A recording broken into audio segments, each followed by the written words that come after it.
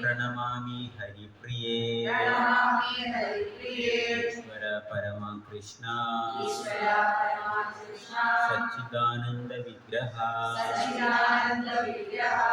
अनादिरादि गोविंद सर्वकारण कारणम जय श्री कृष्ण चैतन्य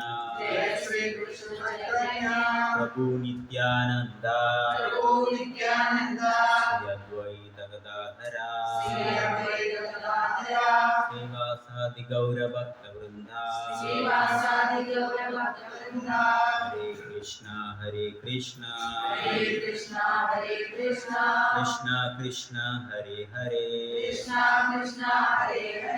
हरे राम राम राम हरे हरे ओम ज्ञानतिमिरान्धस्य ज्ञानाञ्जनशलाकया चक्षुरुन्मिलितं येन तस्मै श्रीगुरुवे नमः चैतन्यमनोभीष्टं स्थापितं येन भूतले स्वयं ददाति स्वपदान्वितं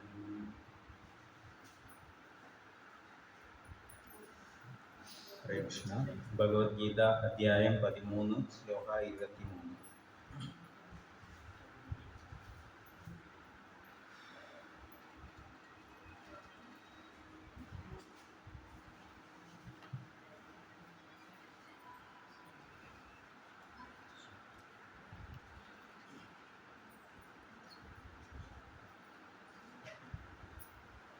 उपदृष्टानुमन्दा च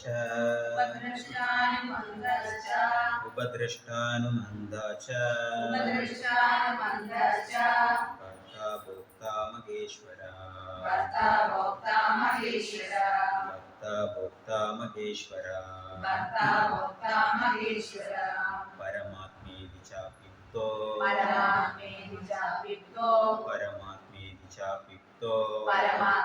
चाप्युक्तो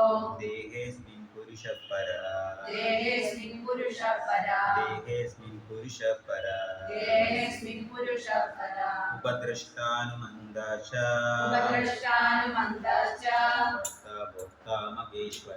भर्ता भोक्ता महेश्वरा परमात्मेति चाप्युक्तो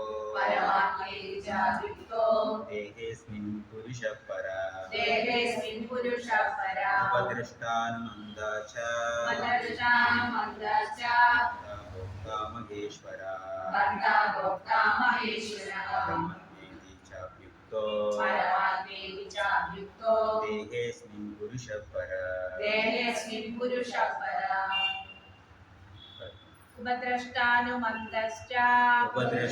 उपद्रष्टानुमन्दश्च भक्ता भोक्ता महेश्वरः परमात्मेति चाप्युक्तो देहेऽस्मिन् पुरुषः परः उपद्रष्टानुमन्दश्च भक्ता भोक्ता महेश्वरः परमात्मेति चाप्युक्तो देहेऽस्मिन् पुरुषः परः उपद्रष्टानुमन्दश्च भक्ता भोक्ता महेश्वरः परमात्मेति चाप्युक्तो देहेऽस्मिन् पुरुषः परः उपद्रष्टानुमन्दश्च भक्ता भोक्ता महेश्वरः परमात्मेति चाप्युक्तो देहेऽस्मिन् पुरुषः परः उपद्रष्टानुमन्दश्च भक्ता भोक्ता महेश्वरः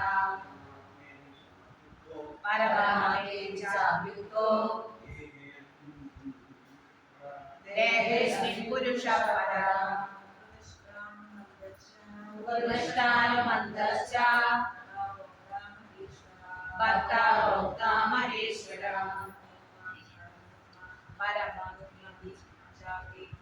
परमात्मेति चाप्युक्तो देहेऽस्मिन् पुरुषः परः उपदृष्टानुमन्दा च ഉപദ്രഷ്ടാനുമന്തശ്ച ഭർത്താ ഭോക്താ മഹേശ്വരഃ പരമാത്മേതി ചാപ്യുക്തോ ദേഹേസ്മിൻ പുരുഷഃ പരഃ ഉപദ്രഷ്ടാനുമന്തശ്ച ഭർത്താ ഭോക്താ മഹേശ്വരഃ പരമാത്മേതി ചാപ്യുക്തോ ദേഹേസ്മിൻ പുരുഷഃ പരഃ.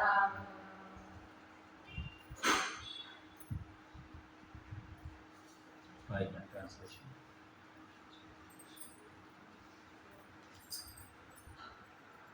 Translation is perfect by Sri Lakshmi Bhaktivedanta Prabhupada ji Jai. Hare Krishna.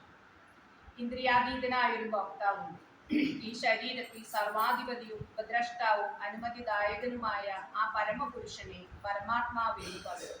ഭാവാർത്ഥം: എപ്പോഴും വ്യക്തിഗത ജീവാത്മാവിനോട് ചേർന്ന് നിൽക്കുന്ന പരമാത്മാവ് ഭഗവാന്റെ പ്രതിനിധിയാണെന്ന് ഇവിടെ പ്രസ്താവിച്ചു. സാമാന്യനായ ഒരു ജീവസത്തയല്ല ഈ പരമപുരുഷൻ. അദ്വൈതികളുടെ ദൃഷ്ടിയിൽ ക്ഷേത്രജ്ഞൻ ഒന്നേയുള്ളൂ. ജീവാത്മാ പരമാത്മാക്കൾ വ്യത്യസ്തരല്ലെന്നാണ് അവരുടെ വാദം. സത്യം വ്യക്തമാക്കാനാണ് ഇവിടെ ഭഗവാൻ താൻ പരമാത്മാവായി എല്ലാ ശരീരങ്ങളിലും കുടികൊള്ളുന്നുവെന്ന് പ്രസ്താവിച്ചത്. വ്യക്തിഗത ജീവാത്മാവിൽ നിന്ന് ഭിന്നനാണ് അദ്ദേഹം. പരൻ അതീന്ദ്രിയൻ കൂടിയാണ്. വ്യക്തിഗത ജീവാത്മാവ് ഒരു പ്രത്യേക ക്ഷേത്രത്തിലെ പ്രവർത്തനങ്ങളെ അനുഭവിക്കുന്നു. എന്നാൽ ശാരീരിക പ്രവർത്തനങ്ങളിൽ പങ്കെടുക്കുന്ന പരിമിതി പൂണ്ട ഒരു ഭോക്താവല്ല പരമാത്മാവ്. പിന്നെയോ സാക്ഷിയും ഉപദ്രഷ്ടാവും അനുമതിദായകരും പരമോപഭോക്താവുമത്രേ. അദ്ദേഹം ആത്മാവല്ല, പരമാത്മാവാണ്, ഇന്ദ്രിയാതീതനുമാണ്. ആത്മാവും പരമാത്മാവും ഒന്നല്ല എന്നത് സുവ്യക്തമാണ്. പരമാത്മാവിന് സകല ദിക്കുകളിലും കൈകാലുകളുണ്ട്. വ്യക്തിഗത ജീവാത്മാവിന് അതില്ല.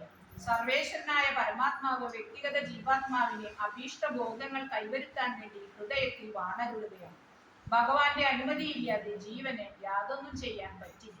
വ്യക്തിഗത ആത്മാവ് യുക്തനും ഭഗവാൻ ഭോക്താവ് അഥവാ പരിപാലകനുമാണ്. എണ്ണമറ്റ ജീവാത്മാക്കളുടെ കൂടെ അവയോടൊപ്പം സുഹൃത്ത് എന്ന നിലയിൽ വാഴുന്നു പരമാത്മാവ്. ഓരോ വ്യക്തിഗത ജീവാത്മാവും പരമപുരുഷന്റെ ഒരു അംശം മാത്രമാണ്. അത്യന്തം ഗാഠമാണ് അവർക്കുള്ള സുഹൃത്ത് ബന്ധം.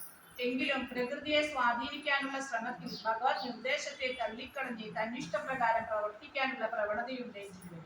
ഈ പ്രവണത ഉള്ളതുകൊണ്ടാണ് അതിന് ഭഗവാന്റെ തടസ്ഥ ശക്തി എന്ന് പേർ വന്നത്. ജീവാത്മാവിനെ ഭൗതിക ശക്തിയിലോ ആധ്യാത്മിക ശക്തിയിലോ നിലയുറപ്പിക്കാൻ കഴിയും. ജീവാത്മാവ് ഭൗതിക ശക്തിയുടെ സ്വാധീനതാ വലയത്തിൽ അകപ്പെട്ടിരിക്കുന്ന കാലത്തോളം തന്റെ സുഹൃത്തായ പരമാത്മാവിന്റെ രൂപത്തിൽ പരംപുരുഷനായ ഭഗവാൻ അവനെ ആധ്യാത്മിക ഗതിയിലേക്ക് തിരിച്ചു കൊണ്ടുപോകുവാനായി കൂടെ വാഴും. ജീവാത്മാവിനെ ആധ്യാത്മിക ശക്തിയിലേക്ക് തിരിച്ചു കൊണ്ടുപോകാനാണ് ഭഗവാന്റെ ഔത്സുക്യം. എന്നാൽ തനിക്കുള്ള മിതമായ സ്വാതന്ത്ര്യത്തെ മുൻനിർത്തിക്കൊണ്ട് ജീവൻ ആധ്യാത്മിക തേജസ്സിനോടുള്ള സമ്പർക്കത്തെ തുടർച്ചയായി തള്ളിക്കളയുന്നു. സ്വാതന്ത്ര്യത്തിന്റെ ഈ ദുരുപയോഗം തന്നെ ബദ്ധമായ അവസ്ഥയിൽ ജീവാത്മാവിന് നേരിടുന്ന ഭൗതിക ക്ലേശങ്ങൾക്ക് കാരണം. ഭഗവാനാകട്ടെ ഉള്ളിൽ നിന്നും പുറമേ നിന്നും ഒരുപോലെ നിർദ്ദേശങ്ങൾ നൽകിപ്പോരുന്നു. പുറമേ നിന്ന് ഭഗവത്ഗീതയിൽ പറയുന്നത് പോലെയുള്ള നിർദ്ദേശങ്ങൾ ഉള്ളിൽ നിന്നോ ഉള്ളിൽ നിന്നോ ഭൗതിക ലോകത്തിൽ താൻ ചെയ്യുന്ന കർമ്മങ്ങൾ യഥാർത്ഥത്തിൽ സന്തുഷ്ടി ഉളവാക്കുകയില്ലെന്ന് ജീവാത്മാവിനെ ബോധ്യപ്പെടുത്തുവാൻ ശ്രമിക്കുകയും ചെയ്യുന്നു. അതെല്ലാം ഉപേക്ഷിച്ച് എന്നിൽ വിശ്വസിക്കൂ, എന്നാൽ നിനക്ക് സന്തുഷ്ടി നേടാം എന്ന് പരമാത്മാവ് മന്ത്രിക്കുന്നു. പരമാത്മാവായ ഭഗവാനിൽ വിശ്വാസം അർപ്പിക്കാൻ സാധിച്ച ബുദ്ധിമാനായ മനുഷ്യനെ സച്ചിദാനന്ദാത്മകമായ ഒരു ജീവിതത്തിലേക്ക് പുരോഗമിക്കും. ഹരേ കൃഷ്ണ. ഹരേ കൃഷ്ണ.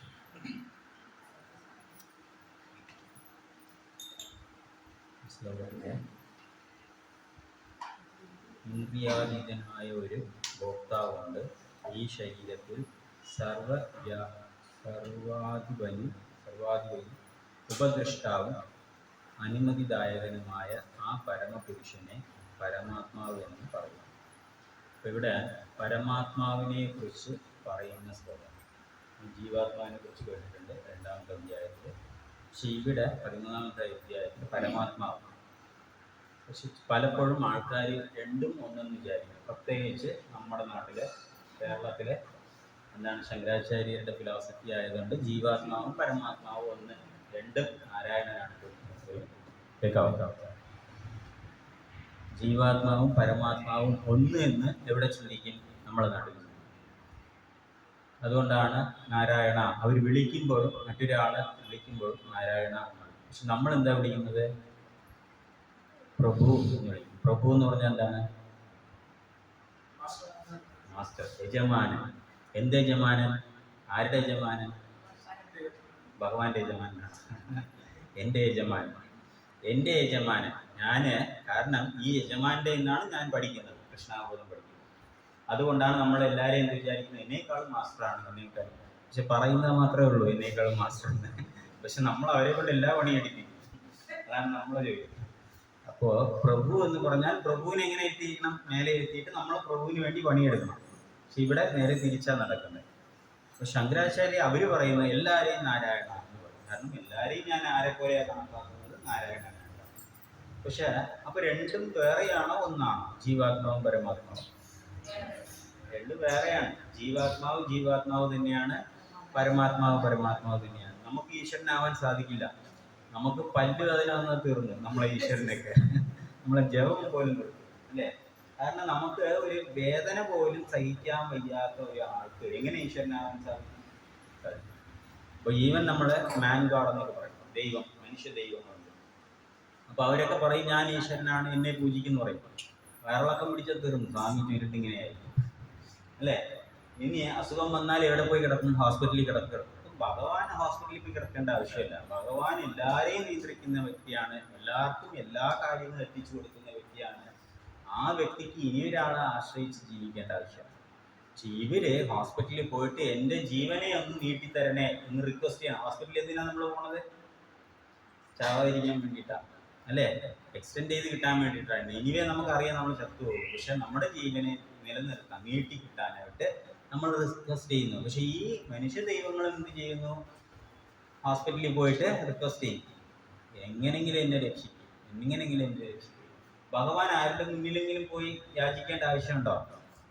അപ്പൊ അവിടെ നിന്ന് നമുക്ക് മനസ്സിലാക്കാം, ഇവരെല്ലാം ഈശ്വരനല്ല, ഇവരെല്ലാം ആര് തന്നെയാണ്? ജീവാത്മാവ് തന്നെയാണ്.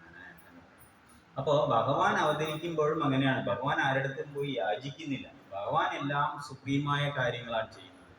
പിന്നെ ഭഗവാൻ ചില കാര്യങ്ങൾ ശാസ്ത്രം അനുസരിച്ച് എങ്ങനെ ജീവിക്കാൻ സാധിക്കും എന്നും കാണിക്കുന്നുണ്ട്. ഇപ്പൊ രാമചന്ദ്രമൂർത്തി ചിലപ്പോൾ നമ്മൾ നോക്കിയാൽ പാലം കെട്ടി പോകേണ്ട ആവശ്യമുണ്ടോ? രാമചന്ദ്രമൂർത്തി അതിന് ആവശ്യമുണ്ടോ? പക്ഷെ രാമചന്ദ്രമൂർത്തിയുടെ ഭക്തൻ ഇവിടെ നിന്ന് ജയ് ശ്രീരാം എന്ന് പറഞ്ഞിട്ട് അപ്പുറത്ത് പോയി നിൽക്കുന്നുണ്ട്. അതേ നാമം ജപിച്ചിട്ട്, അദ്ദേഹത്തിന്റെ നാമം ജപിച്ചിട്ട് ലങ്കയുടെ ധനുഷ്കോടിയിൽ നിന്ന് അങ്ങോട്ട് പോയി. പക്ഷെ രാമചന്ദ്രമൂർത്തി എന്താ ചെയ്തത്? പാലം കെട്ടിപ്പോയി. അപ്പൊ ദൈവം അല്ലേ എന്ന് ചോദിച്ചാൽ അങ്ങനെയല്ല. രാമചന്ദ്രമൂർത്തി എന്താ പഠിപ്പിക്കുന്നു വെച്ചാല്, ഒരു ശാസ്ത്രം അനുസരിച്ച് ഒരു വ്യക്തിക്ക് എങ്ങനെ അതനുസരിച്ച് ജീവിക്കാൻ സാധിക്കും. ഒരു ശാസ്ത്രത്തിൽ ഉള്ളതുപോലെ അമാനുഷ്യമായ കാര്യം ചെയ്യാതെ. അല്ലെങ്കിൽ നമ്മൾ എന്ത് പറയും? ദൈവത്തിന് ഇതൊക്കെ പറയാം, ഇതൊക്കെ എഴുതി വെക്കാം, ചെയ്യുന്ന പണിയെടുക്കുന്നത് നമ്മളല്ലേ എന്ന് പറയും. അപ്പൊ അതുകൊണ്ട് ദൈവം പറഞ്ഞു അങ്ങനെയല്ല, ഞാൻ കാണിച്ചു തരാം, ജീവിച്ച് കാണിച്ചു തരാം. ഒരു ഭാര്യ, ആ കാലഘട്ടത്തിൽ ദശരഥന് ആയിരക്കണക്കിന് ഭാര്യമാരുണ്ട്. എന്നാൽ ദശരഥന്റെ മകനായ രാമചന്ദ്രമൂർത്തി ഒറ്റ ഭാര്യ, ഏകപത്നി വ്രതമെടുത്തു. ഒരു ഭാര്യയെ ഉള്ളൂ, വേറെ കെട്ടിയില്ല. അപ്പൊ അങ്ങനെയും ജീവിക്കാൻ പറ്റുമെന്ന് കാണിച്ചു കൊടുത്തു. ഒരു സഹോദരനെ എങ്ങനെ റെസ്പെക്ട് ചെയ്യണം, അത് ചെറുതായിരുന്നാലും ആ സഹോദരൻ പറയുന്നത് അനുസരിച്ചു രാമചന്ദ്രമൂർത്തി, സ്നേഹം കൊണ്ട്, അല്ലെ? ആ സഹോദരൻ തിരിച്ചെങ്ങനെ റെസ്പെക്ട് ചെയ്തു? രാമചന്ദ്രമൂർത്തിയെ കാട്ടിലെ വനവാസം വഹിച്ചതുകൊണ്ട് ഭരത ചക്രവർത്തി എന്ത് ചെയ്തു എന്ന് ചോദിച്ചാല്, ഭരത മഹാരാജും അതുപോലെ അയോധ്യയിലല്ല പോയിരുന്നത്, നേരെ കാട്ടിൽ പോയിരുന്ന് രാമചന്ദ്രമൂർത്തിയുടെ പാദകം എടുത്ത് വെച്ച് പൂജിച്ചുകൊണ്ട് രാജ്യം വെച്ചു. അതെങ്ങനെ സാധിക്കും? പാദകത്തിനെ വെച്ച് കാട്ടിലൊരു രാജാവ് ഇരിക്കുന്നു, രാജ്യമെല്ലാം നന്നായിട്ട് നടക്കുന്നു. എങ്ങനെയാണ്? അതാണ് കോളേജ്. രാമചന്ദ്രമൂർത്തിയുടെ ശക്തി മുഴുവൻ എനർജിയും ആർക്ക് കൊടുത്തിട്ട് പോയി? ഭരത മഹാരാജിന് കൊടുത്തിട്ട് പോയി. എങ്ങനെ രാജ്യം വരും? അപ്പോ എന്നിട്ട് ഈ കാട്ടിനകത്ത് നമ്മൾ എന്ത് ചെയ്യും വെച്ചാൽ, ഇവിടെ നിന്ന് ഒരു യാത്ര പോയാൽ പോകുന്നതിന് മുമ്പേ ഫോൺ വിളിക്കും. പ്രഭു ട്രെയിനിൽ ഞങ്ങൾ ഈ സ്റ്റേഷനിൽ വരും, പ്രസാദം എത്തിക്കുമോ? ആ സ്റ്റേഷനിൽ വരും, എത്തിക്കുമോ? എത്തിയതിന് ശേഷം ട്രെയിൻ വരുന്നതിന് മുമ്പേ അവരൊരു 4 പ്രാവശ്യം വിളിക്കും. അവരെ ഉപദ്രവിച്ച് എങ്ങനെയെങ്കിലും പ്രസാദം എത്തി. ഇതാണ് നമ്മുടെ തപസ്. പക്ഷെ ഭരത മഹാരാജ് അങ്ങനെയല്ല തപസ്. ഭരത മഹാരാജ് കാട്ടിൽ പോയിട്ട് ഇങ്ങനെ നൊടിച്ചാൽ മതി, എല്ലാ സാധനങ്ങളും വരും. കൊട്ടാരം തന്നെ ഇവിടെ വരും, അയോധ്യ തന്നെ ഇവിടെ വരും. പക്ഷെ ആ ഭരത മഹാരാജ് അവിടെ നിന്ന് 14 വർഷം വെറും കിഴങ്ങും ഇതൊക്കെ കഴിച്ചിട്ട് എന്താണ് സാധാരണ ഒരു ഏകാദശി വ്രതം ഡെയിലി എടുത്ത് എങ്ങനെ ആലോചിച്ചു? മാസത്തിൽ ഒരു ദിവസം 2 ദിവസം വന്നാലേ നമുക്ക് എങ്ങനെ ഏകാദശി എന്ന് വിചാരിക്കുന്നത് ഡെയിലി ഏകാദശി വ്രതം എടുത്ത് അങ്ങനെ ജീവിച്ചു. ഭരതമഹാരാജ് മുഴുവൻ സമയവും രാമചന്ദ്രയുടെ നാമം മനസ്സിൽ ധ്യാനിച്ച് രാജ്യം പെർഫെക്റ്റ് ആയിട്ട് ഭരിച്ചു. എങ്ങനെ രാമചന്ദ്രമൂർത്തി ഭരിക്കുമോ അതുപോലെ തന്നെയാണ് ആരും ഭരിച്ചിരുന്നത്. അപ്പോൾ ഇത് ഈ ശക്തി എവിടെ നിന്ന് കിട്ടി? അത് ഭഗവാൻ. അപ്പോൾ ഭഗവാൻ വേറെ, ജീവാത്മാവ് വേറെ, രണ്ടും ഒരിക്കലും ഇങ്ങനെയാവില്ല, ഒന്നാവാനേ സാധിക്കും. അല്ലേ? നമുക്ക് ഒരു കാര്യവും ഭഗവാൻ ചെയ്യുന്നത് പോലെ പറ്റില്ല. ഇനി നമ്മൾ പ്ലാൻ ചെയ്യുന്ന കാര്യം പോലും നമുക്ക് ചെയ്യാൻ പറ്റില്ല. ഒരു ദിവസം രാവിലെ ഇരുന്ന് എഴുതും, ഇന്ന ഇത്രയും കാര്യം എനിക്ക് ചെയ്തു തീർക്കണം. എത്ര എണ്ണം ചെയ്തു തീർക്കും? എഴുതിയെല്ലാം നമുക്ക് ചെയ്തു തീർക്കാൻ പറ്റുമോ? പലപ്പോഴും അഥവാ ശ്രമിച്ചാൽ ഓർമ്മ ഇരുന്നാൽ പോലും നടക്കാറില്ല. അപ്പൊ ആരാ നമ്മളെ കൺട്രോൾ ചെയ്യുന്നത്? നമ്മളിൽ നേരെ ആരോ അല്ലേ? അതാണ് ആ പരമാത്മാവ് എന്ന് പറയുന്നത്. അപ്പൊ ഇവിടെ 5 കാര്യങ്ങളാണ് പറയുന്നത് അല്ലെ? 5 കാര്യങ്ങൾ ഭഗവാൻ ചെയ്യുന്നുണ്ട് എന്ന് പറയുന്നു. എന്താണ് 5 കാര്യം എന്ന് പറഞ്ഞാൽ? ഉപദ്രഷ്ട എന്ന് പറഞ്ഞു കഴിഞ്ഞാൽ ഭഗവാൻ എല്ലാരെയും കൺട്രോൾ ചെയ്യും. എല്ലാവരും മേൽനോട്ടം നോക്കുന്ന ആരാണ്? ഭഗവാന്റെ മേൽനോട്ടത്തിലാണ് എല്ലാ കാര്യങ്ങളും നടക്കുന്നത്. നമ്മുടെ മേൽനോട്ടത്തിലല്ല നടക്കുന്നത്. നമ്മൾ വിചാരിക്കും ഞാനാണ് ഇതെല്ലാം മേൽനോട്ടം നോക്കി ഈ കുടുംബമൊക്കെ നടത്തി കൊണ്ടുപോകുന്നത് വിചാരിക്കും. അല്ല, നമ്മൾ വിചാരിക്കുന്നതല്ല. ഒരു സുപ്രഭാതത്തിൽ തട്ടിപ്പോകും. പിന്നെ ഈ കുടുംബം ആര് മേൽനോട്ടം നോക്കും? അല്ലേ? നമ്മൾ ഇത്രയും നാൾ ഇത് വിചാരിച്ചു ഞാനാണ് ഈ കുടുംബം എല്ലാം പെർഫെക്റ്റ് ആയിട്ട് നടത്തിക്കൊണ്ടുപോകുന്നു. നമ്മളെല്ലാം മേൽനോട്ടം നോക്കും. അത് ഭഗവാനാണ് ഉപദ്രഷ്ട എന്ന് പറയുന്നുണ്ട്. അപ്പോൾ അങ്ങനെ മേൽനോട്ടം നോക്കുന്നുണ്ട്. അനുമന്ത. ഈ അടുത്തത് എന്താണെന്ന് വെച്ചാൽ അനുമതി നൽകുക. എന്ത് അനുമതിയാണ് ഭഗവാൻ നൽകണം? നമുക്ക് എന്തെങ്കിലും ആവശ്യമുണ്ടോ? ഭഗവാൻ പറഞ്ഞിട്ടാണോ നമ്മൾ ചെയ്യേണ്ടത്? ഭഗവാന്റെ അമ്പലത്തിൽ പോയില്ലെങ്കിൽ നമ്മൾ ഒരുപാട് കാര്യം ചെയ്യുന്നുണ്ടല്ലോ. പിന്നെ എന്ത് അനുമതിയാണ് തരുന്നത് നമുക്ക്? നമ്മൾ ആഗ്രഹിക്കുന്ന കാര്യം, അതിന് ഭഗവാന്റെ ആവശ്യമുണ്ടോ? നമുക്ക് ചെയ്താൽ പോരെ? ചെയ്താൽ പോരെന്ന് ചോദിച്ചാല് പലപ്പോഴും ചെയ്യാൻ പറ്റുന്നില്ല. കാരണം നമ്മളിൽ ഉള്ളിൽ ഒരാള് അത് ചെയ്യാൻ പെർമിഷൻ തരാതെ നമുക്ക് ചെയ്യാൻ പറ്റില്ല. കാരണം പ്രകൃതി ആരാ സൃഷ്ടിച്ചിരിക്കുന്നത്? ഭഗവാനാണ്. പ്രകൃതിയിലുള്ള എല്ലാ വസ്തുക്കളും സൃഷ്ടിച്ചത് ഭഗവാനാണ്. അത് ഭഗവാന്റെ ശക്തിയാണ്. ശ്രീരാധമാധവ. അത് ആരുടെ ശക്തിയാണ്? അത് ഭഗവാന്റെ ശക്തിയാണ്. ഭഗവാന്റെ ശക്തി എടുത്ത് നമുക്ക് യൂസ് ചെയ്യണമെങ്കിൽ ആര് പെർമിഷൻ തരണം? റിസർവ് ബാങ്ക് കറൻസി അടിച്ചു വെച്ചിട്ടുണ്ട്. നമുക്ക് യൂസ് ചെയ്യാൻ വേണ്ടിയാണ് അടിച്ചു വെച്ചിരിക്കുന്നത്. ഞാൻ പോയി ഒരു പെട്ടി എടുത്തിട്ട് പോയി വാരി വെച്ച് കൊണ്ടുവരാൻ പറ്റുമോ? അങ്ങനെയൊന്നും പറ്റില്ല. അവര് നമുക്ക് യോഗ്യതായിട്ടുള്ള കാശ് നമുക്ക് തരും, എങ്കിൽ മാത്രമേ നമുക്ക് യൂസ് ചെയ്യാൻ പറ്റുള്ളൂ. അതെല്ലാം എനിക്ക് വേണ്ടി ഉണ്ടാക്കി വെച്ചിരിക്കുന്നു എന്ന് പറഞ്ഞ് പോകുന്ന വഴിക്ക് കുറച്ച് റിസർവ് ബാങ്ക് വാരിയിട്ട് പോകും, നടക്കില്ല. അതുപോലെ ഈശ്വരൻ പ്രകൃതിയിലെല്ലാം ഉണ്ടാക്കി വെച്ചിട്ടുണ്ട്. പക്ഷെ ഭഗവാന്റെ പെർമിഷൻ ഇല്ലാതെ ഒരു മധുരം പോലും കഴിക്കും. ഒരു മാങ്ങ കഴിച്ച ചത്തു പോകും. എന്തുകൊണ്ട്? ഷുഗറിന്റെ ഹൈ ലെവലിലിരിക്കും. അപ്പോൾ നമ്മൾ കുറച്ച് മധുരം കഴിക്കാന്ന് പറഞ്ഞ് ഒരു ജിലേബി കഴിക്കാന്നില്ല, അപ്പോഴും തിന്നാൻ ചത്തു പോകുന്നു. അപ്പൊ കൺട്രോൾ ആരാണ്? നമ്മളാണോ കൺട്രോൾ ചെയ്യുന്നത്? നമ്മുടെ കൺട്രോളിലേ അല്ല, അത് ഈശ്വരന്റെ. അപ്പൊ പ്രകൃതിയെ നിയന്ത്രിക്കുന്ന പ്രകൃതിയുടെ എനർജിയായ ആ ഭഗവാന് മാത്രമേ നമുക്ക് പെർമിഷൻ തന്നാൽ മാത്രമേ നമുക്കത് യൂസ് ചെയ്യാൻ പറ്റൂ. അപ്പൊ പ്രകൃതി ഭഗവാന്റെ. അപ്പൊ ആ അനുമതി ആര് തരണം എന്ന് പറഞ്ഞാൽ ഭഗവാൻ തരണം. ഭർത്താവ് എന്ന് പറയുന്നുണ്ട്. ഭർത്താവ് എന്ന് പറഞ്ഞാൽ ആരാണ്? ഭർത്താവ് എന്ന് പറഞ്ഞാൽ കെട്ടിയാള് അല്ലേ? നമ്മളെ കെട്ടിക്കൊണ്ടുപോകുന്ന ആള് ഭർത്താവ്. അപ്പോൾ അങ്ങനെയാണെന്ന് വെച്ചാൽ ഭർത്താവ് എന്ന് പറഞ്ഞാൽ പ്രൊട്ടക്ടർ എന്നാണ് അർത്ഥം. നമ്മളെ സംരക്ഷിക്കുന്ന വ്യക്തി എന്നാണ് അർത്ഥം. പക്ഷെ ഒരു ഭർത്താവിന് ഒരു ഭാര്യയെ സംരക്ഷിക്കാൻ പറ്റില്ല അല്ലേ? ദ്രൗപദിക്ക് 5 ഭർത്താക്കന്മാരുണ്ട്, 1, 2 അല്ല. പെർഫെക്റ്റ് ആയിട്ട് 5 പേർക്കും ദ്രൗപദിയെ രക്ഷിക്കാൻ പറ്റില്ല. പിന്നെ എന്ത് ഭർത്താവാണ്? അപ്പോ പക്ഷെ അതെന്തിനാ അവിടെ അങ്ങനെ ഒരു എക്സാമ്പിൾ എന്ന് പറഞ്ഞു കഴിഞ്ഞാല് ഭഗവാൻ പറയാണ് അങ്ങനെ ഇവരെല്ലാവരും ഭഗവാന്റെ ഭക്തന്മാരാണ്, ഇവരെല്ലാം ബെസ്റ്റ് ടാലന്റഡ് വ്യക്തികളാണ്. എന്നിരുന്നാൽ പോലും നമുക്ക് എക്സാമ്പിളാണ് ഈ പഞ്ചപാണ്ഡവര്. നമുക്ക് എക്സാമ്പിളാണ്. അവര് വിചാരിച്ചാലൊന്നും ആരെയും രക്ഷിക്കാൻ സാധിക്കും. അമ്മ കരഞ്ഞ കാട്ടിൽ കൂടെ പോകുന്നു, ഒരു ഗ്ലാസ് വെള്ളം ദാഹിച്ചിട്ട് കാരണം അരക്കില്ലം തീ വെച്ചപ്പോ ഇവര് കൊണ്ട് ഭീമ എടുത്തിട്ട് ഓടി. അമ്മ എടുത്ത് ഒരു തോളിൽ വെച്ചിരിക്കുകയാണ്, ഒരു തോളില് ദ്രൗപദി വെച്ചിരിക്കുകയാണ്, ഒരു കയ്യിൽ യുധിഷ്ഠിരന്മാരായിരുന്നു, ഒരു കയ്യിൽ നകുലൻ സഹായം. ഭീമൻ അർജുനൻ മാത്രം ഒപ്പം ഓടുന്നു, ബാക്കി എല്ലാവരും കൊണ്ടിട്ട്. പക്ഷെ ഭീമൻ വായുപുത്രനാണ്. ഭീമൻ ഓടുന്നത് പോലെ ഇവർക്ക് രണ്ടുപേർക്ക് ഓടാൻ പറ്റുന്നില്ല ബാക്കി കൂടെ. അവര് ഗതച്ചു. പക്ഷെ ഭീമൻ ഇങ്ങനെ ടെററായിട്ട് ഓടുകയാണ്, മരങ്ങളൊക്കെ പൊട്ടിത്തെറിച്ച് പോവുകയാണ്. ഈ ഭീമൻ ഓടുന്നു, പക്ഷെ അത് മേലെ ഇരിക്കുന്നവർക്ക് വെള്ളം ദാഹിച്ചിട്ട് അവര് വെപ്രാളത്തിൽ ഇരിക്കുകയാണ്. കാരണം ഭീമൻ ഓടുന്ന ഓട്ടത്തിൽ അങ്ങനെ ദാഹിച്ചിട്ട് അമ്മ കുന്തിദേവി ചോദിക്കും, ഒരു ഗ്ലാസ് വെള്ളം, കുറച്ച് വെള്ളം ചോദിക്കും. പക്ഷെ എല്ലാവരും യോദ്ധാക്കന്മാരാണ്. 4 പേരും ഒറ്റ സ്റ്റെപ്പിൽ എല്ലാ സ്ഥലത്തും ഓടി അമ്മയ്ക്ക് വേണ്ടി വെള്ളം എടുക്കണം. ഭീമൻ ഓടി ഒരുപാട് ദൂരം ഓടി, പക്ഷെ 4 പേർക്കും കാട്ടിൽ വെള്ളം കിട്ടിയില്ല. ഭീമൻ മാത്രം ഓടി എത്രയോ ദൂരം പോയിട്ട് ഒരു കിണർ കണ്ടുപിടിച്ചു. ഭീമൻ ഇവിടെ പോകും അവിടെ പോകും കിട്ടാതെ ഇവിടെ കണ്ടുപിടിച്ചു, വെള്ളം കണ്ടുപിടിച്ച് പാത്രമില്ല, വെള്ളം എടുത്തുകൊണ്ട് വരണം. ഇനി എങ്ങനെ കൊണ്ടുവരും? ഇത്രയും കിലോമീറ്റർ കാറ്റിന്റെ വേഗത്തിൽ പോയി അവിടെ നിന്ന് വെള്ളം കയ്യിൽ കൊണ്ടുവന്നാൽ കാണില്ല. അപ്പൊ ഭീമൻ എന്ത് ചെയ്തു? ശരി, ഉത്തരിയും എടുത്ത് നനച്ച് അതിൽ വെള്ളം എടുത്തിട്ട് വരാമെന്ന് പറഞ്ഞിട്ട് ഭീമൻ. പക്ഷെ ഭീമൻ പോണ പോക്കെന്നാണ്, കാറ്റിന്റെ വേഗത്തിലാണ്. ഈ തുണിയിൽ വെള്ളം ഉണ്ടാവും, പക്ഷെ കാറ്റടിച്ച എന്താവും? വെള്ളം പറന്നു പോകും.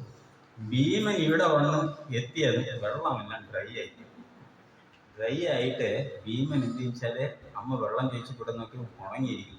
യുധിഷ്ഠിരൻ ഇതെന്ത് വെള്ളം എടുത്തോണ്ടത്? എന്നിട്ട് ഭീമൻ അതിനിങ്ങനെ പിഴിഞ്ഞിട്ട് ഒരു ഡ്രോപ്പ്, അതായത് നമ്മൾ വെള്ളം ദാഹിച്ചിരിക്കുമ്പോൾ ഇത്രയേ വെള്ളമുള്ളൂ എന്ന് പറഞ്ഞ് ഒരു ഡ്രോപ്പ് ഒഴിച്ചെന്ന് എങ്ങനെ ഉണ്ടാകും? അപ്പൊ കുന്തിദേവി എങ്ങനെ അറിയാതെ കരഞ്ഞത് മാത്രമല്ല പറഞ്ഞും പോയി. എന്ത് പറഞ്ഞു? എനിക്ക് 5 പുത്രന്മാരിരുന്നിട്ട് എന്ത് കാര്യം, ഒരു ഗ്ലാസ് വെള്ളം പോലും തരാൻ ക്വാളിറ്റി ഇല്ലാത്ത മക്കളെന്ന് പറയും. അങ്ങനെ പറഞ്ഞാൽ എങ്ങനെ ഉണ്ടാകും അല്ലെ? അപ്പോ ഈ അവസ്ഥ ഭഗവാൻ ഇട്ടുകൊടുക്കുകയാണ്. ആർക്ക് ഇട്ടുകൊടുക്കുകയാണ്? ഈ പഞ്ചപാണ്ഡവർ. കാരണം നമ്മളല്ല പ്രകൃതിയിലെ ഒരു കാര്യങ്ങളും നമ്മൾ വിചാരിച്ചാൽ ഒന്നും ചെയ്യാൻ ഒന്നുമേ. നമ്മൾ പക്ഷെ അഹങ്കാരത്തിന് ഒരു കുറവുമില്ല, എല്ലാം ഞാൻ തന്നെ ചെയ്യും, ഞാനാണ് എല്ലാം എന്ന് വിചാരിക്കുന്നത്. പക്ഷെ ഒന്നും നടക്കില്ല.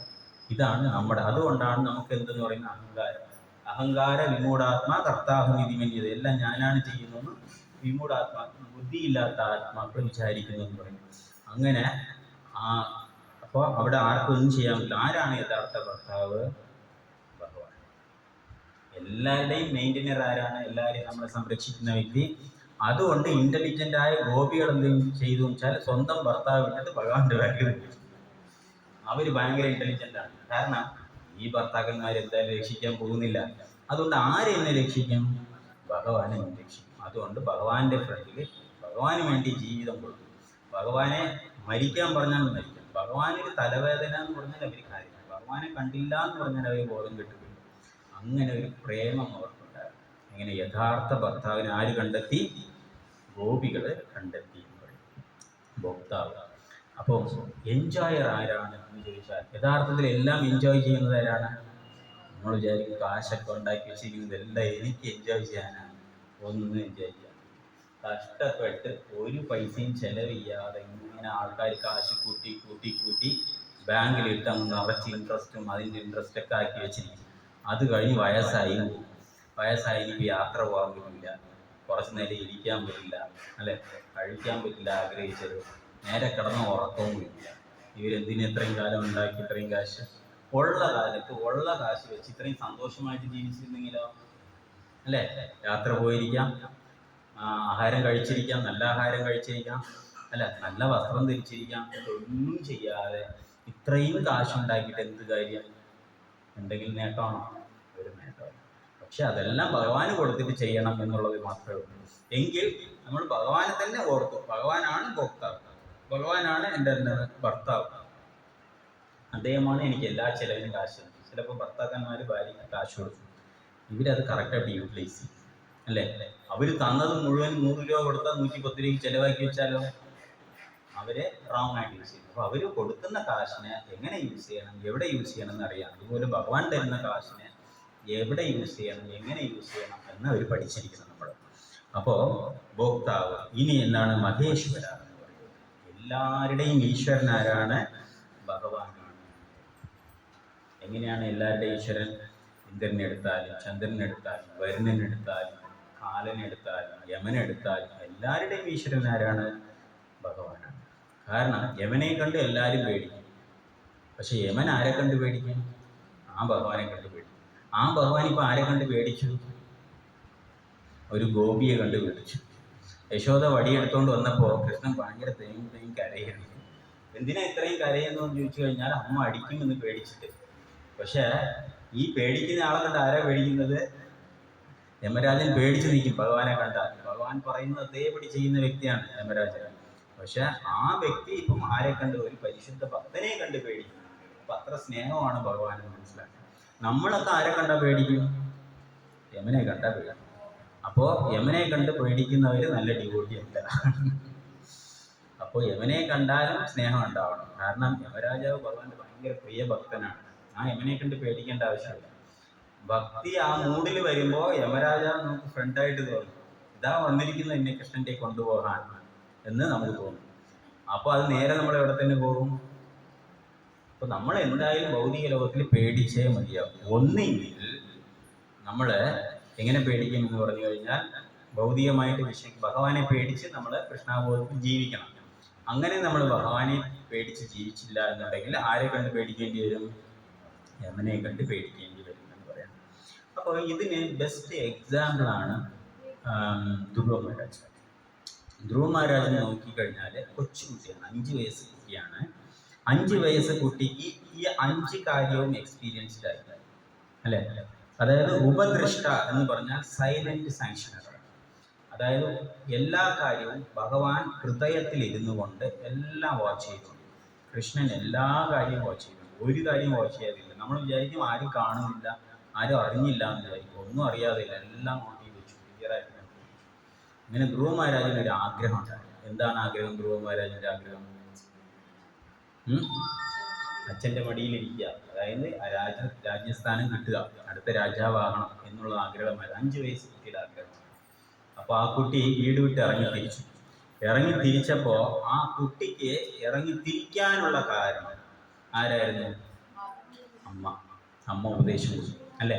അമ്മയും കൊടുത്തു, ചെറിയമ്മയും കൊടുത്തു. ചെറിയമ്മ എന്ത് പറഞ്ഞു? ചെറിയമ്മ പറഞ്ഞു, സ്റ്റെപ്പ് മദർ, അവര് പറഞ്ഞു, നിനക്ക് ഈ അച്ഛൻ്റെ മടിയിലിരിക്കണമെങ്കിൽ നീ അടുത്ത ജന്മത്തിൽ എൻ്റെ മകനായിട്ട് ഒന്ന് ജനിക്കണം, അതിന് നീ നാരായണനെ പ്രാർത്ഥിക്കണം എന്ന് പറഞ്ഞു ഒരമ്മ. അടുത്തമ്മ എന്ന് പറഞ്ഞു, എനിക്ക് ശരിക്കും അമ്മ പറഞ്ഞു, സുനീച്ചി എന്ന് പറഞ്ഞു വെച്ചാൽ എനിക്കൊന്നും ചെയ്യാൻ സാധിക്കില്ല, ആ നാരായണൻ വിചാരിച്ചാലേ എന്തെങ്കിലും നടക്കും, അതുകൊണ്ട് നീ നാരായണനെ പ്രാർത്ഥിക്കും. കാരണം എല്ലാ മുനിമാരും ഋഷിമാരും അവരുടെ കാര്യനേട്ടത്തിന് വേണ്ടി ആരെയാ പ്രാർത്ഥിച്ചത്? നാരായണനെയാണ് പ്രാർത്ഥിച്ചത്. അതുകൊണ്ട് നീ പോയി പ്രാർത്ഥിക്കും എന്ന് പറഞ്ഞു. അപ്പോൾ ആ ഇറങ്ങിയപ്പോൾ ആ മനസ്സിനൊരു ധൈര്യം കൊടുക്കില്ലേ? അതാരാ കൊടുത്തത്? കാട്ടിൽ പോകാൻ. ആ ധൈര്യം സൈലൻ്റായിട്ട് ഹൃദയത്തിൽ ഇരുന്നിട്ട് നീ പൊയ്ക്കോ എന്ന് പറഞ്ഞു കൊടുത്തു. അങ്ങനെ പറഞ്ഞില്ലെങ്കിൽ നമ്മൾ പോകില്ല. നമ്മൾ പോയിട്ട് തിരിച്ചു വരും. ചോദിച്ചാൽ ഇവൻ പോകാൻ തോന്നിയില്ല, ഇന്ന് ചെറിയ ഇങ്ങനെ കറുത്ത് കിടന്നാൽ മഴയ്ക്ക്, ഇന്ന് പോണോ സത്സംഗം വേണ്ട. അപ്പോൾ അവിടെ ഒരു സാങ്ഷൻ ഒരാൾ തരണം. നമ്മുടെ ഡിസയർ ഉണ്ടെങ്കിൽ സാങ്ഷൻ ഇമ്മീഡിയറ്റ് ആയിട്ട് ഭഗവാൻ പറയും ശരി പോ. ഇപ്പോൾ ഒരു ആട്ടോ വരും, വണ്ടിയേ ഇല്ലെങ്കിൽ ഒരു ആട്ടോ വരും, ഇല്ലെങ്കിൽ ഒരാൾ ബൈക്ക് കൊണ്ടുവന്ന് നമ്മളെ കയറ്റിട്ട് വരും, എങ്ങനെയെങ്കിലും നമ്മൾ എത്തും നമ്മുടെ താല്പര്യം ഉണ്ടെങ്കിൽ. ഇല്ലെങ്കിൽ ഇതൊന്നും കിട്ടില്ല. കറക്റ്റ് ആട്ടോക്കാരനും വരില്ല, കാരണം നമുക്കേ താല്പര്യമില്ല, മഴയ്ക്കും കറുത്തിരിക്കുന്നു. അപ്പോൾ നമ്മൾ തന്നെ തീരുമാനിക്കും പോവണ്ട. അപ്പോൾ ഈ സാങ്ഷൻ ധ്രുവ മഹാരാജിന് ഭഗവാൻ ഹൃദയത്തിലിരുന്ന് കൊടുത്തു എന്ന് പറയുന്നത്.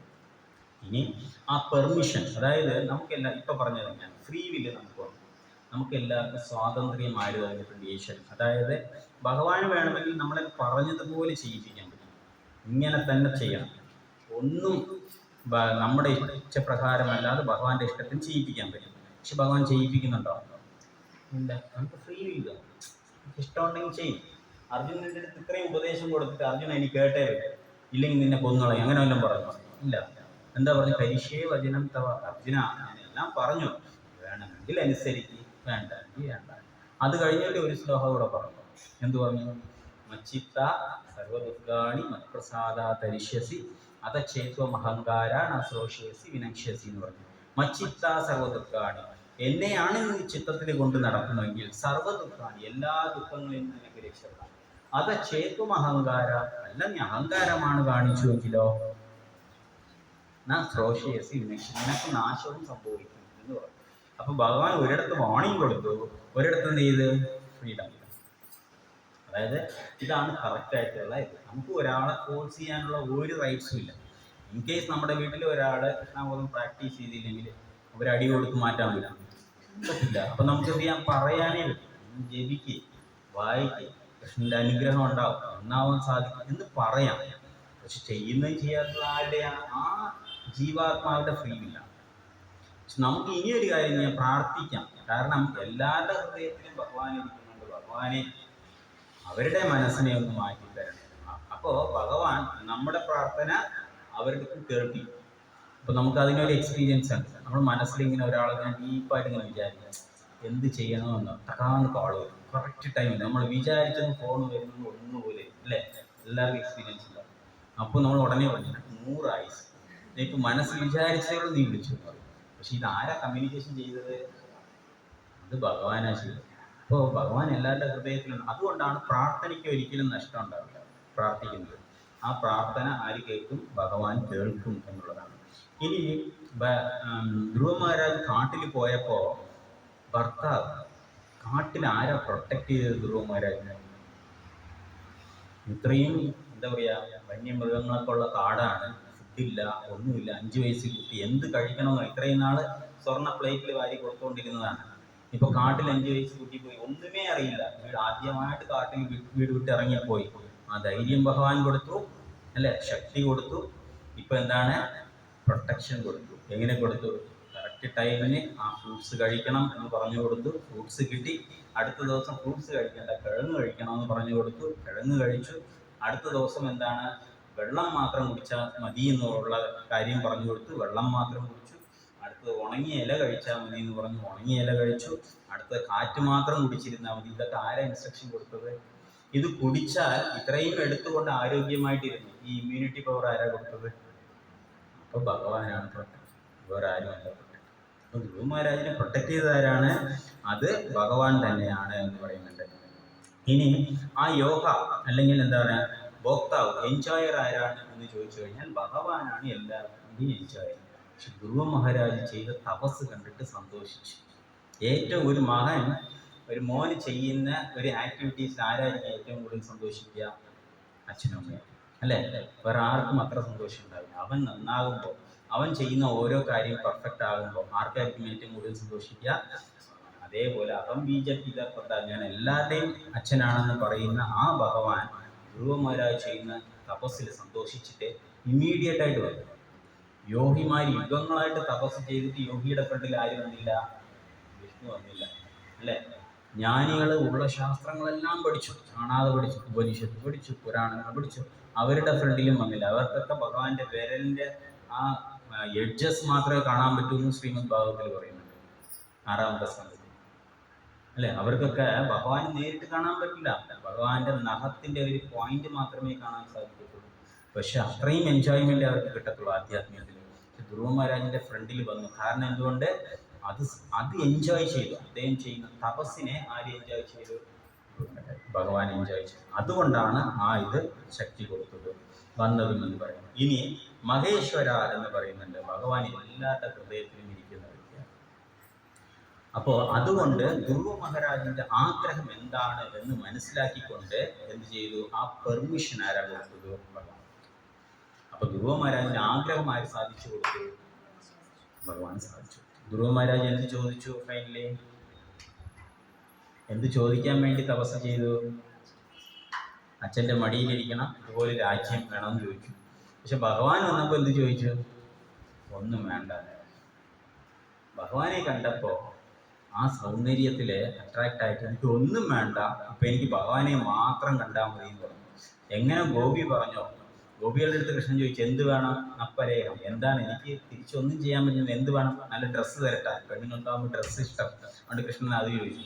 അത് ഡ്രസ്സൊന്നും, നല്ല ആഭരണങ്ങൾ തരട്ടാ, അതും വേണ്ട കൃഷ്ണൻ. പിന്നെ നല്ല ഭർത്താക്കന്മാരെ തരട്ടാ, അതും വേണ്ട. പിന്നെ എന്ത് വേണം? അപ്പൊ കൃഷ്ണൻ ഞാൻ എന്താ തരും തിരിച്ച്? ഇതാണ് ഭക്തന്റെ അവസ്ഥ. എന്ത് ചോദിച്ചാലും വേണ്ട, ഭഗവാൻ ഹാപ്പി ആയിരുന്നാൽ മതി എന്ന് വിചാരിക്കും. അങ്ങനെ ഒരു ഭക്തൻ എന്തെങ്കിലും പ്രശ്നം വന്നാൽ ഭഗവാൻ ബാക്കിൽ വരികയോ ഫ്രണ്ടിൽ വരികയോ? ഇമ്മീഡിയറ്റ് ആയിട്ട് വരും. അപ്പൊ ധ്രുവ മഹാരാജ് പറയണ എനിക്ക് ഒന്നുമേ വേണ്ട, ഒന്നും വേണ്ട. പക്ഷെ ഭഗവാൻ തന്നെ പറഞ്ഞു ഇല്ല, നിങ്ങൾ ഒന്നും വേണ്ട എന്ന് പറഞ്ഞാൽ നിന്റെ മനസ്സിലൊരു ആഗ്രഹമുണ്ട്, അത് എനിക്കറിയാം, ഞാൻ പരമാത്മാവായിട്ട് മനസ്സിലാക്കിയതാണ്, അതുകൊണ്ട് അത് ഞാൻ അങ്ങ് തന്നേക്കാം എന്ന് പറഞ്ഞ് ധ്രുവ നക്ഷത്രം. അതായത് ആ ധ്രുവ നക്ഷത്രം വൈകുണ്ഠ ലോകം പോലെ തന്നെ, അത് വൈകുണ്ഠം തന്നെയാണ് യഥാർത്ഥം. കാരണം അവിടെ എപ്പോഴും പ്രകാശം ഉണ്ടാകും, അവിടെ ഇരുട്ടില്ല. ആ ലോകത്തിലെ ഭഗവാന്റെ സാന്നിധ്യമുണ്ട്. ഭഗവാൻ ഉണ്ടാവും ഭക്തനിൽ. അതുകൊണ്ട് ആ ധ്രുവ നക്ഷത്രത്തിലെ ഭയങ്കര സ്പെഷ്യൽ ആയിട്ടുള്ള പ്ലേസ് ആണ്. വൈകുണ്ഠത്തിൽ ഇരിക്കുന്നത് പോലെ എല്ലാ ഡെക്കറേറ്റീവ് ആയിട്ടുള്ള കാര്യങ്ങളുണ്ടാവും, രത്നങ്ങൾ കൊണ്ട് പതിച്ചിരിക്കും, എല്ലാ ഫെസിലിറ്റീസും ഉണ്ട്. ഒരുപാട് കാലം ധ്രുവ മഹാരാജ് അവിടെ എൻജോയ് ചെയ്യാനുള്ള ഫെസിലിറ്റി ബ്ലെസ്സിങ്സ്മാർ കൊടുത്തു. അപ്പോൾ ഇതെല്ലാം ആരായിരുന്നു നടത്തുന്നത്? പക്ഷെ നമ്മുടെ ആണെങ്കിലോ നമ്മൾ വിചാരിക്കും ഞാനാണ് ചെയ്യുന്നു എന്ന് വിചാരിക്കും. അങ്ങനെ ഞാനാണ് ചെയ്യുന്നു എന്ന് വിചാരിച്ചു കഴിഞ്ഞാൽ നമ്മൾ ഇതുവരെയും പരമപുരുഷനായ പരമാത്മാവിനെ മനസ്സിലാക്കിയില്ല എന്നാണ് അർത്ഥം. അപ്പോൾ ജീവാത്മാവ് ഒരു ശരീരത്തിൽ മാത്രമേ ഇരിക്കൂ. ഒരു ശരീരത്തിൽ ഇൻ ദ സെൻസ് ഇൻഡിവിജ്വലായിട്ട് ഓരോരുത്തരുടെ ശരീരത്തിലും ആരുണ്ട്? ജീവാത്മാവ്. പരമാത്മാവാണെങ്കിലോ എല്ലാ ഈ വസ്തുവിൽ തൂണിലും ഉണ്ട് തുരുമ്പിലും ഉണ്ടെന്ന് പറയും പ്രഹ്ലാദന്മാരെ. സത്യമാണ്. യഥാർത്ഥത്തിൽ ജസ്റ്റ് ഞാൻ കഴിഞ്ഞ 2 ദിവസം മുമ്പ് ട്രാവൽ ചെയ്തു. അവിടെ നോക്കി ഇങ്ങനെ മൂന്നാർ പോയപ്പോൾ ഫുൾ പച്ചയെന്നിരിക്കാം, പുല്ലും ഭയങ്കര രസമായിരുന്നു. അപ്പോൾ ഇങ്ങനെ മനസ്സിലും തോന്നിയതാണ്. അപ്പോൾ അവിടെ നോക്കിയാൽ ഇങ്ങനെ ഓരോ പുല്ലും ഓരോ വെറൈറ്റിയാണ്, ഒരു ഗ്യാപ്പില്ല, ഫുള്ള് പച്ചയെന്നിരിക്കും. ഇതാരാ ഈ ജീവനൊക്കെ കൊടുത്തത്? ഈ ഓരോ പുല്ലിലും ആരുണ്ട്? പരമാത്മാവുണ്ട് അല്ലേ? നമ്മൾ വിചാരിക്കുന്ന ഈ ഒരു പുല്ലുണ്ടെന്ന്, ആ പുല്ല് വളരണമെങ്കിൽ 2 പേരുണ്ടാവണം. ജീവൻ ഉണ്ടാവണം, ജീവാത്മാവ് ഉണ്ടാവണം, പരമാത്മാവ് ഉണ്ടാവണം, എങ്കിലേ ആ ഒരു പുല്ല് അവിടെ വളരട്ടെ. ഈ കാട് നിറയെ പുല്ല്, പച്ചപ്പുല്ല് പിടിച്ചിരിക്കുക. ഇത് മുഴുവൻ ആരാണ്? എങ്ങനെയാണോ ഈ ക്ലാസ്സിൽ 30 പേരിയ്ക്കുന്നോ അതുപോലെ തന്നെയാണ് അവിടെ ഇഷ്ടംപോലെ ജീവാത്മാക്കൾ അല്ലേ? രണ്ടും ജീവൻ തന്നെയാണ്. നമുക്കും ജീവനുണ്ട്, അവർക്കും ജീവനുണ്ട്. നമ്മളും വളരുന്നുണ്ട്, അതും വളരുന്നുണ്ട്. നമ്മളും മരിച്ചു പോകും, അതും ഒരു ദിവസം മരിച്ചു. രണ്ടും ഒന്ന് തന്നെയാണ്. ബോധത്തിൽ മാത്രം വ്യത്യാസമുള്ളൂ. നമ്മുടെ ബോധമല്ല ആരുടെ? പുല്ലിൻ്റെ ബോധം എന്ന് പറയുന്നത് അല്ലേ? അപ്പോൾ ജീവാത്മാക്കൾ ഏറ്റവും കൂടുതൽ ഏതാ ഉള്ളത്? ആ സ്ഥലത്ത് പോയാൽ പുല്ലും ചെടികളുമാണ് ഉള്ളത് അല്ലേ? പക്ഷേ ഉറുമ്പാണെങ്കിൽ ഇപ്പോൾ ഈ വീട്ടിൽ എത്ര ഉറുമ്പുകൾ കാണും? എത്ര എണ്ണം കാണും? കിച്ചണിൽ പോയി നോക്കിയാൽ ആ സൈഡിലൊക്കെ ഇഷ്ടംമാതിരി ഉറുമ്പുകൾ കാണും. അപ്പോൾ യഥാർത്ഥത്തിൽ ഈ വീട്ടിൽ ആരാ കൂടുതൽ ഇരിക്കുന്നത്? ഈ വീട്ടിൽ ആകെ 4 പേരേ ഉള്ളൂ. പക്ഷെ ഉറുമ്പ് എത്ര പേരുണ്ട്? ഇഷ്ടംമാതിരി ആയിരക്കണക്കിന് ഉറുമ്പുകൾ കാണും. അപ്പോൾ ഇത് ആരുടെ വീടാണ്? സുരേഷ് പ്രഭു പറയും ഇത് എൻ്റെ വീടാണെന്ന് പറയും, അല്ലെങ്കിൽ ലക്ഷ്മി മാതാജി ഇത് എൻ്റെ വീടാണെന്ന് പറയും. പക്ഷെ ഉറുമ്പ് പറയും ഞങ്ങളുടെ വീടാണെന്ന്. ഞങ്ങളെല്ലാവരും നിറയെ പേരുടെ താമസിക്കുന്നു എന്ന് പറയുന്നത്. അപ്പോൾ ഇത് യഥാർത്ഥത്തിൽ ആരുടെ വീടാണ്? ഈശാവാസ്യം ഇതും സർവ്വം ഇതെല്ലാം ഭഗവാന്റെതാണ്, നമ്മുടെതൊന്നുമില്ല. നമ്മളും ഒരു ദിവസം പോകും, അവരും ഒരു ദിവസം പോകും അല്ലേ? പക്ഷെ ഏറ്റവും കൂടുതൽ ഇരിക്കുന്ന ലിവിങ് എൻറ്റിറ്റീസ് മനുഷ്യരല്ല. ജലജ നവലക്ഷാന സ്ഥാവര ലക്ഷവൃക്ഷതി. ജലത്തിൽ ജീവിക്കുന്നത് 11 ലക്ഷം വെറൈറ്റി മാത്രം. 11 ലക്ഷം വെറൈറ്റി ആയിട്ടുള്ളതുണ്ട്. പക്ഷെ ഇഷ്ടംപോലെ കോടിക്കണക്കായ ജീവാത്മാക്കൾ വെള്ളത്തിനകത്ത്. ഓക്കെ, ജലജ നവലക്ഷ സ്ഥാവര ലക്ഷവൃക്ഷതി. സ്ഥാവരങ്ങളാണെങ്കിലോ വൃക്ഷങ്ങളാണെങ്കിലോ ലക്ഷ വെറൈറ്റി ഉണ്ട്. പക്ഷെ മുഴുവനും നിറഞ്ഞിരിക്കും. ആരിനേക്കാളും നിറഞ്ഞിരിക്കും? ഉറുമ്പിനേക്കാളും കൂടുതൽ അവരായിരിക്കും കാണുക അല്ലേ? കൃമിയോ രുദ്രസംഖ്യ. കൃമികൾ കീടങ്ങളൊക്കെ 11 ലക്ഷം വെറൈറ്റി ഉണ്ട്. പക്ഷെ അവര് ആരെക്കാളും കുറവായിരിക്കും? ഈ ഉറുമ്പിന്റെ അളവ് ഉണ്ടാകും, പുല്ലിനേക്കാളും കുറവായിരിക്കും, എണ്ണത്തിൽ കുറവായിരിക്കും അല്ലേ? പിന്നെ മൃഗങ്ങൾ, പശുക്കൾ 10 ലക്ഷം വെറൈറ്റീസ് ഉണ്ട്. മൃഗങ്ങൾ അത് 10 ലക്ഷം ഉണ്ട്. അത് ആരെക്കാളും 4 കാലികൾ കുറവായിരിക്കും? ഉറുമ്പിനേക്കാളും അല്ലെങ്കിൽ ചെറിയ ജീവിയേക്കാളും കുറവായിരിക്കും എണ്ണത്തിലെ ഈ 4 കാലി ജീവികൾ. അതിനേക്കാളും കുറവായിരിക്കും ബീസ്റ്റ്, എന്താ പറയുക, ബീസ്റ്റ്, ഭൂതഗണങ്ങൾ പോലത്തെ അങ്ങനത്തെ ജീവികൾ. ആ ജീവികൾ എണ്ണം അതിനേക്കാളും കുറഞ്ഞിരിക്കും. അതിനേക്കാളും കുറഞ്ഞിരിക്കും മനുഷ്യർ. 4 ലക്ഷം വെറൈറ്റി, 4 ലക്ഷം വെറൈറ്റിയേ ഉള്ളൂ. പക്ഷെ എണ്ണത്തിലോ വളരെ കുറവായിരിക്കും. അപ്പോൾ അതുകൊണ്ടാണ് ദുർലഭം. ഇവിടെ ബാക്കി എല്ലാവരും കൂടുതലുണ്ട്, മനുഷ്യർ മാത്രം അളവിൽ കുറഞ്ഞു. പക്ഷെ ബാക്കിയുള്ളവർക്ക് അത്രയും ഇൻ്റലിജൻ്റ് ഇല്ല, മനുഷ്യർക്ക് മാത്രം ഇൻ്റലിജൻ്റ് കൂടുതലാണ്. അപ്പോൾ ഇത് അപൂർവമാണോ ഇല്ലയോ നമ്മുടെ ലൈഫ്? പക്ഷെ നമ്മൾ ഈ അപൂർവമായ ജന്മം എന്തിനു തന്നു? തിരിച്ചു പോകാൻ, ഈ ലോകത്ത് കിടന്ന് കഷ്ടപ്പെടാതെ തിരിച്ച് ഭഗവാന്റെ അടുത്ത് പോകാൻ വേണ്ടി ഒരു സ്പെഷ്യൽ ബോഡി തന്നതാണ്, സ്പെഷ്യൽ ഇൻ്റലിജൻ്റ് തന്നതാണ്. 2 കൈ സേവനം ചെയ്യാൻ വേണ്ടിയിട്ട് തന്നു അല്ലേ? അത് യൂസ് ചെയ്തില്ലെങ്കിലോ രണ്ട് കൈ യൂസ് ചെയ്തില്ലെങ്കിൽ ഭഗവാൻ എന്ത് ചെയ്യും? രണ്ട് കൈ തന്നു, ഭഗവാനെ സേവിക്കാൻ വേണ്ടി തന്നു. രണ്ട് കൈ നമ്മൾ യൂസ് ചെയ്തില്ല, നേരെ സേവനം ചെയ്യുന്നില്ല, അപ്പൊ എന്ത് ചെയ്യും? വീണ്ടും ജനിക്കും. വീണ്ടും എങ്ങനെ ചെയ്യും? അപ്പൊ രണ്ട് കൈക്ക് പകരം രണ്ട് കാല് കൂടെ എക്സ്ട്രാ തരും, കൈ മാറ്റി. അപ്പൊ ഞാൻ രണ്ട് കൈ തന്നു, ഉപയോഗിച്ചില്ല, അപ്പൊ എന്ത് ചെയ്യും? നിനക്ക് കൈ തന്നിട്ട് ഉപയോഗമില്ല, നീ രണ്ട് കാല് വെച്ചോ, അപ്പൊ 4 കാലിയായിട്ട് അടുത്ത് ജന്മം ജനിക്കും. പക്ഷെ പെർഫെക്റ്റ് ആയിട്ട് രണ്ട് കൈ ഉപയോഗിച്ചു, ഭഗവത് സേവനം ചെയ്യും. ഇപ്പൊ ഭഗവാൻ എന്ത് ചെയ്യും? നമ്മൾ നല്ല ജോലി ചെയ്താൽ എന്ത് ചെയ്യും? നമുക്ക് അവാർഡ് തരും, അല്ലെ? എന്തെങ്കിലും സ്പെഷ്യൽ ആയിട്ട് ഗിഫ്റ്റ് തരും. ഭഗവാൻ എന്ത് തരും? രണ്ട് കൈ എക്സ്ട്രാ തരും. അപ്പൊ വൈകുണ്ഠവാസിയായിട്ട് 4 കൈ ജനിക്കും. അപ്പൊ നന്നായിട്ട് നമ്മളെ കൈ യൂസ് ചെയ്താൽ ഭഗവാൻ 4 കൈ തരും, നന്നായിട്ട് യൂസ് ചെയ്തില്ലെങ്കിൽ 2 കൈ തരും, അല്ലെ? കൂടുതൽ സേവനം ചെയ്യാൻ വേണ്ടി കൂടുതൽ ഫെസിലിറ്റീസ്. അതുകൊണ്ടാണ് ദേവി ദേവന്മാർക്ക് നിറയെ കൈകളുള്ളൂ. ചില സേവനം ചെയ്യാനായിട്ട് കൂടുതൽ കൈകളുള്ളൂ. ശരി, അതിനേക്കാളും പെർഫെക്റ്റ് ആയിട്ട് സേവനം ചെയ്താലോ 4 കൈ തന്നപ്പോഴും നന്നായിട്ട് ചെയ്തു. ഇപ്പൊ എന്ത് ചെയ്യും? ഗോലോകം ഉണ്ടാകുന്നത് അവിടെ എങ്ങനെ വേണമെങ്കിലും കൈയിൻ്റെ ആവശ്യമില്ല. നിങ്ങൾക്ക് പെട്ടെന്ന് ഒരു മയിലാവണമെന്ന് വെച്ചാൽ മയിലാവും, പെട്ടെന്ന് നിങ്ങൾക്ക് കൃഷ്ണന്റെ ഓടക്കുഴലായിട്ട് മാറണമെന്ന് വെച്ചാൽ അങ്ങനെ ഓടക്കുഴലായിട്ട്, പെട്ടെന്ന് കൃഷ്ണന്റെ രഥമായിട്ട് മാറണമെന്ന് വെച്ചാൽ അങ്ങനെ, ഊഞ്ഞലാകണമെന്ന് വെച്ചാൽ അങ്ങനെയാവും, മൃദംഗമാകണമെങ്കിൽ ഏത് രൂപം വേണമെങ്കിലും നിങ്ങൾക്ക് സ്വീകരിക്കാൻ പറ്റും. അപ്പോൾ വളരെ സ്പെഷ്യൽ വർക്ക്. ഇതൊക്കെ എന്തിനാണ് പോകാൻ തരുന്നത്? ഈ ഭൗതിക ലോകത്തിൽ കഷ്ടപ്പെടാതെ ഭഗവാനെ ശരണം പ്രാപിച്ച് ഭഗവാന്റെ അടുത്ത് പോയാൽ ഈ ഫെസിലിറ്റീസ്. അപ്പം അത് വേണോ? നമ്മുടെ സ്വാതന്ത്ര്യം യൂസ് ചെയ്തുകൊണ്ട്, ഫ്രീ വിൽ യൂസ് ചെയ്തുകൊണ്ട് നമ്മുടെ ഇഷ്ടത്തിന് ജീവിക്കും. ഇത് ആരാ തീരുമാനിക്കണം?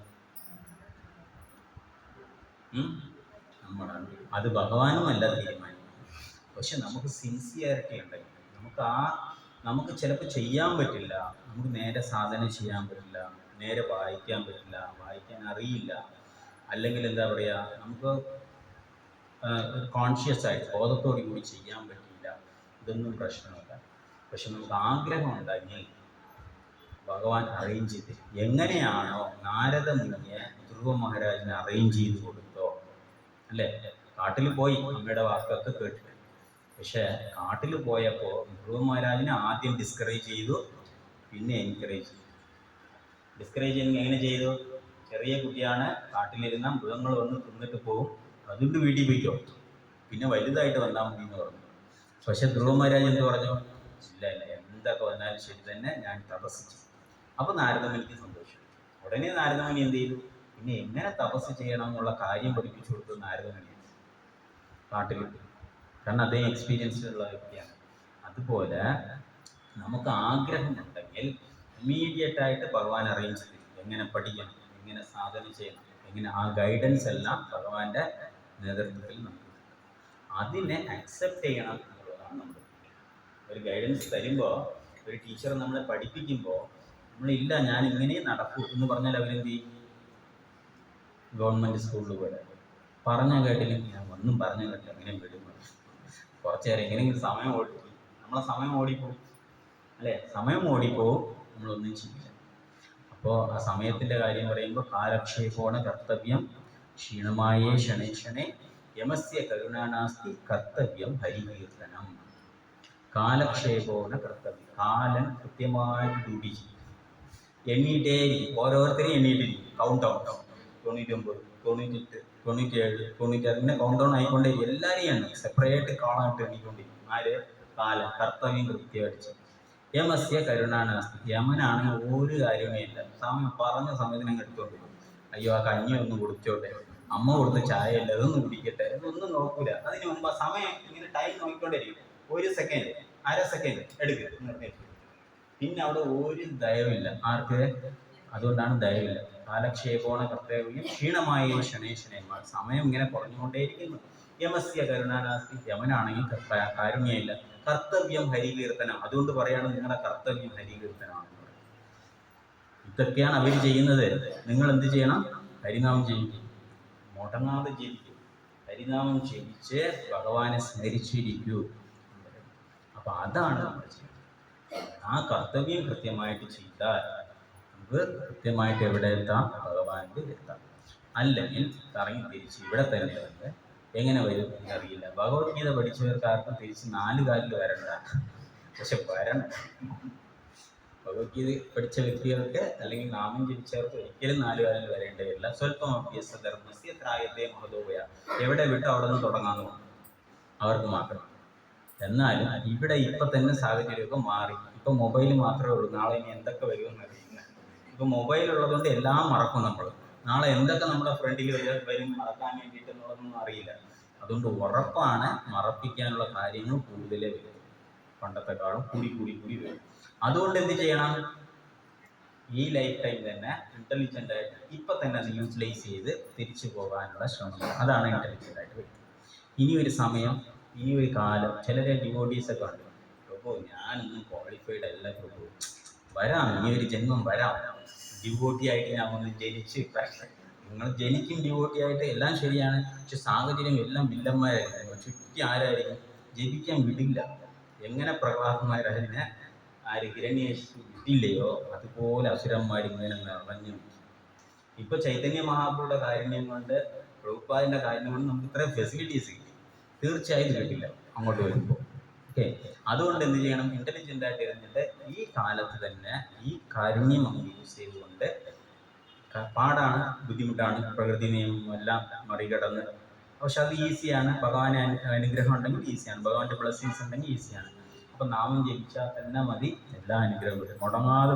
പ്രഭുപാദ് പറയുന്നുണ്ട്, ഭഗവാന്റെ നാമം മുടങ്ങാതെ ജപിക്കുന്ന ഒരു വ്യക്തിക്ക് വീഴ്ച ഉണ്ടാവില്ല. ഹരിനാമം മുടങ്ങാതെ ജപിക്കുന്ന ഒരു വ്യക്തിക്ക് വീഴ്ച ഉണ്ടാവില്ല. അതുകൊണ്ട് ആരും ഒരു കാരണം വെച്ചാൽ ഇതിൽ മാത്രം കോംപ്രമൈസ് ചെയ്യും. ജപത്തിൽ ഒരു ദിവസം ഒരു മാല ജപിക്കാൻ പറ്റിയില്ലെങ്കിൽ അടുത്ത ദിവസം അത് ചേർത്ത് ചെയ്യും. ഇങ്ങനെ ആ ജപം കൃത്യമായിട്ട് ചെയ്യുന്ന ഒരു വ്യക്തിക്ക് ഈസിയാണ് ബാക്കി കാര്യങ്ങൾ ചെയ്യാൻ. വേറെ ബുദ്ധിമുട്ടൊന്നുമില്ല. സോ എല്ലാവരും ചെയ്യും. എന്തെങ്കിലും ഡൗട്ട് ഉണ്ടെങ്കിൽ ചോദിക്കും.